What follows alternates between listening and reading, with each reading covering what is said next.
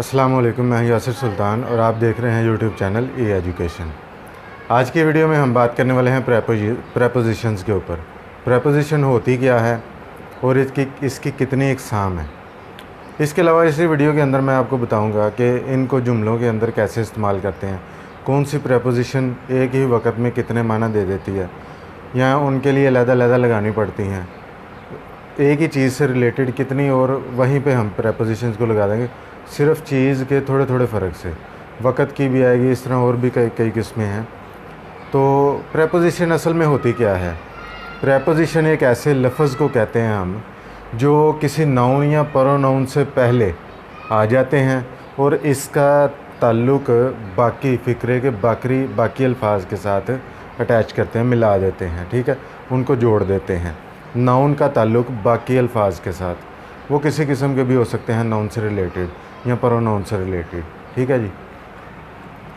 तो मिसाल देखिए, show the relation to some other words in sentence. कौन? प्रेपोजिशन।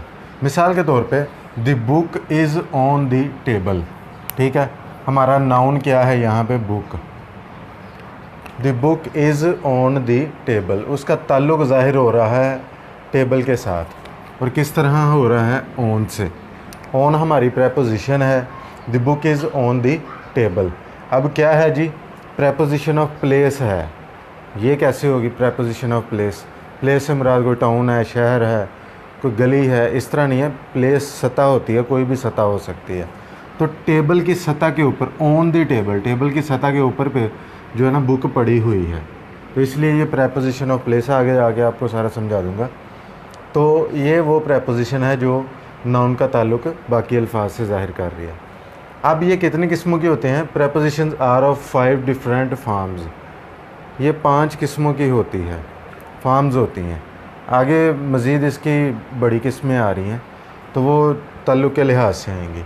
अब वो कौन सी हैं? सिंपल होती है, डबल होती है, कंपाउंड, पार्टिसिपल और फ्रेज़ प्रेपोजिशंस।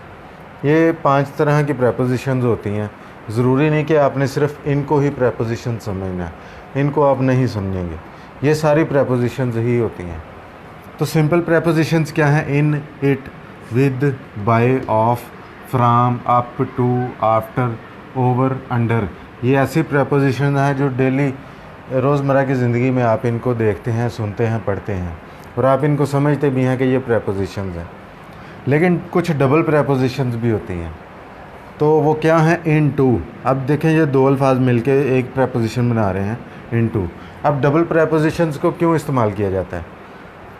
सिंपल प्रेपोजिशंस को आम तौर पर इस्तेमाल किया जाता है, लेकिन सिंपल प्रेपोजिशंस को इस्तेमाल करते हुए अगर हमारा जो कहना चाह रहे हैं हम वो पूरा ना हो रहा हो, हम अपना मकसद पूरी तरह समझा ना सकते हों सिंपल प्रेपोजिशन से, तो फिर वहाँ पे ज़रूरत आती है डबल प्रेपोजिशंस की।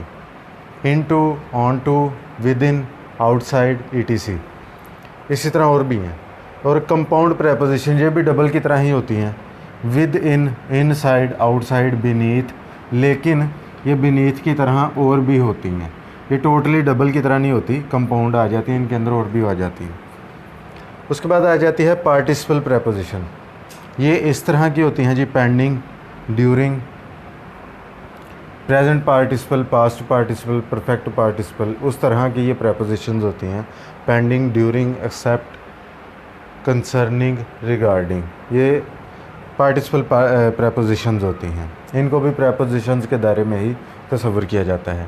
फिर आ जाती हैं फ्रेज़। ये इनके साथ कुछ प्रेपोजिशन मिलके और चंद अल्फाज मिलके एक छोटे जुमले को बना देती हैं, जैसे कि in spite of, bye means of, in front of. इसी तरह के बाकी भी होते हैं। तो ये एक छोटा सा फ्रेज़ भी बन जाता है एज ए प्रेपोजिशन। तो ये टोटली प्रेपोजिशन है। इन, ऑफ और स्पाइट को आप अलग-अलग नहीं करेंगे, इसको मुकम्मल मिला के आप इसको तस्वुर करेंगे कि ये प्रेपोजिशन है। तो ये 5 किस्म की कुछ प्रेपोजिशन हैं, ये अल्फाज हैं। इनको भी आपने पता चल जाना चाहिए आपको कि ये प्रेपोजिशंस के दायरे में ही आते हैं। अब इनको जुमलों में कैसे इस्तेमाल करना है वो मैं अगली मिसालों से आपको बताता हूँ कि छोटे छोटे फ़र्क से ही हम प्रेपोजिशन तक बदलने पे आ जाते हैं, बातें सारी वही हो रही होती हैं, लेकिन हम अगले को कुछ और समझाना चाह रहे होते हैं, तो छोटे छोटे लफ्ज़ से फ़र्क पड़ जाता है। तो मिसालों से हम देखते हैं कि वो फ़र्क क्या होता है। अभी मैंने लिखा है जी preposition of place. Preposition of place क्या होता है, इसके बारे में बात करते हैं अभी। तो प्रेपोजिशन ऑफ प्लेस से मुराद कोई जगह है, कोई सतह भी हो सकती है, कोई भी हाथ की सतह है, कोई शहर है, कोई इलाका है, कोई गांव है, कोई गली है, कोई कस्बा है, कोई टाउन है, कोई कॉलोनी है। तो कोई भी जगह ऐसी हो वो प्लेस है, कब्रिस्तान है, ठीक है, मस्जिद है, कुछ भी है। प्रेपोजिशन ऑफ प्लेस इनके लिए आता क्या है, on, over, above, in, under, against, beside, across, at, ये सब बातें हैं प्रेपोजिशन ऑफ प्लेस के तौर पर। मिसाल के तौर पर मैंने लिखा है कि the paper is on the table, ठीक है, इज़ ऑन द टेबल, ये मेरी प्रेपोजिशन है। अभी इसके अंदर देखें कि पेपर पड़ा हुआ है टेबल के ऊपर, यानी कि वो टेबल की सतह को छू रहा है, उसके साथ ऊपर बिल्कुल ऊपर पड़ा हुआ है। तो इस तरह हम कोई चीज़ हम ऐसी ज़ाहिर करना चाहें जो सतह को टच भी कर रही है तो ऑन आएगा, ठीक है। फिर the paper is over the table, अब इसका क्या मतलब है जी, ओवर, ओवर का मतलब है, अब ये तो ठीक था, इसके साथ सतह के साथ छू रहा था, ओवर सतह से थोड़ा सा ऊपर है। The paper is over the table, तो थोड़ा सा सतह से ऊपर है, छुआ नहीं है, लेकिन ज़्यादा भी ऊपर नहीं है, थोड़ा सा ऊपर है। तो ओवर हम इसलिए लगाएंगे, the paper is above the table. Over और अबव देखें, पेपर टेबल से ऊपर ही है, लेकिन उसके लिए तीसरी पोजीशन आ गई है, ऊपर के लिए ही। तो अब ओवर क्या, अबव क्या है, ये ज़्यादा ऊपर है, टच हो रहा है, थोड़ा सा ऊपर है, ज़्यादा ऊपर है, तो उससे ऊपर ही है। The paper is in the table, in preposition आ गया। तो फिर देख लें, अब एक ही मिसाल मैंने इसलिए दी है आपको पता चल जाए, फ़र्क वाज़ेह हो जाए, on, over, above, in, under, ये होते क्या हैं और कितने फ़र्क से हमने इनको लिखना है, इस्तेमाल करना है। ऑन आपको पता चल गया, ओवर, अबव, इन। अब इन से मुराद क्या है, अंदर। तो टेबल के अंदर कैसे हो सकता है, उसको काट के उसके अंदर नहीं, उसका जो ड्रॉ है, दराज है इसका, उसके अंदर पेपर पड़ा हुआ और वो बंद है या खुला भी हुआ है, जिस तरह भी है। तो paper is in the table, वो उसके अंदर है, ठीक है, इसलिए हम इन इस्तेमाल करें। इसी तरह आप किसी चेयर पे बैठते हैं, अगर तो आप किसी ऐसी चेयर पे बैठते हैं जिसके बाजू ऊपर को हैं, जिसके ऊपर हम अक्सर बैठते हैं तो हाथ रख लेते हैं, तो ऐसी चेयर जिसके बाजू ऊपर हों, मिसाल के तौर पे चले कोशिश करता हूँ यहाँ पे बनाने की। तो ये एक चेयर है जिसके ऊपर ये इस तरह बाजू हैं, ठीक है, ऊपर वाले बाजू जो हैं, अगर इसके अंदर की साइड पे हम बैठें तो ऐसी चेयर पे बैठते वक्त हम कहेंगे कि इन का इस्तेमाल करेंगे, ठीक है। I am in the chair, sitting in the chair. तो अगर तो बाजू नहीं है, बाजू के अलावा ही चेयर है, इस तरह की चेयर है, उसके वो बस बिल्कुल फ्लैट है, बाजू नहीं है, तो उसके लिए हम ऑन इस्तेमाल करेंगे, ठीक है। इसी तरह इन है तो अंदर वाली जगह पे, table, the paper is under the table, under, अब वो ये तो अंदर था, अंडर क्या है, पेपर टेबल के, ये हमारा टेबल है, फ़र्ज़ करें ये टेबल है, तो इसके नीचे पेपर पड़ा हुआ है, ठीक है। पहले तो इन था, इन और अबव आ रहे थे, ऑन आ रहा था, ये वो, अब नीचे पड़ा हुआ है, तो क्या है जी, अंडर द टेबल। अब इसका तर्जुमा क्या बनेगा कि पेपर टेबल के नीचे है और टेबल की हदूद के अंदर है, उससे बाहर नहीं है, ठीक है। तो under the table, table paper आ गया, इसलिए ये आता है। अब मैंने कुछ लिखा शहरों के मतलब, ही लिव्स एट लाला मूसा खारियाँ इन गुजरात। छोटा सा फ़र्क है, अगर तो हम किसी बड़े शहर का नाम लेंगे, लाहौर है, कराची है, गुजरांवाला है, गुजरात है, रावलपिंडी है, इस्लामाबाद है, तो इन इस्तेमाल करेंगे, ठीक है जी। He lives in Gujarat, he lives in Lahore, he lives in Islamabad.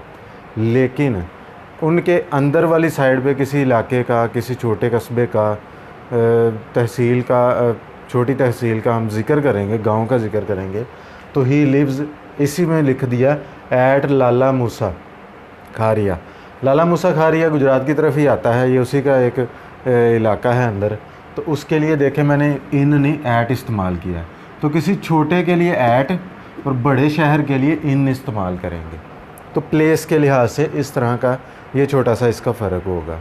ठीक, तो आज का लेसन हमारा इतना ही था। ये हमारी छोटी सी वीडियो थी जिसके अंदर मैंने प्रेपोजिशन बताई कि वो कितनी किस्मों की होती है, क्या क्या होती हैं। फिर प्रेपोजिशन ऑफ प्लेस के बारे में बात की। तो प्रेपोजिशन ऑफ प्लेस के बारे में बात की, बहुत शॉर्ट सी बात की। मेरे ख्याल से लगता है कि अंदाज़न वो तकरीबन एक ही मिसालों के अंदर वो उनका फ़र्क आपके सामने वाज़ह कर दिया गया है। इसी छोटे छोटे फ़र्क से हमने प्रेपोजिशन ऑफ प्लेस को इस्तेमाल करना है। आप बुक पकड़ें, अपनी ग्रामर पकड़ लें या कहीं से प्रेपोजिशंस पकड़ लें, उनकी मिसालें लें, उनके अंदर इस फ़र्क को वाज़ह करने की देखें कि तर्जुमे के छोटे छोटे फ़र्क से गौर करें कि ये किस तरह इस्तेमाल की गई हैं प्रेपोजिशन ऑफ प्लेस। बाकी प्रेपोजिशंस के ऊपर भी बात करूँगा, वो उनके ऊपर अलग-अलग वीडियोस छोटी छोटी बनाता जाऊँगा ताकि आपको देखने में भी आसानी हो। वीडियो की लेंथ ज़्यादा देखकर आप परेशान ना हो जाएंगे, यार इतना लंबा लेक्चर है, ये वो है। तो छोटा सा लेक्चर होगा, आपको भी आसानी होगी, इसलिए मैंने छोटा सा लेक्चर बना दिया। तो ये वीडियो आपको कैसी लगी है मुझे लाजमी बताइएगा। लाइक डिसलाइक की सूरत में आप बता दिया करें, कमेंट्स की सूरत में बता दिया करें, बताया लाजमी करें, अपना फ़ीडबैक लाजमी दिया करें। मेरे लिए आसानी होगी, आपके लिए आसानी होगी इसके अंदर। तो आज का लेसन के बारे में फ़ीडबैक लाजमी दीजिएगा, वही बात। और आज की वीडियो से मुझे इजाज़त दीजिए। अल्लाह हाफ़िज़।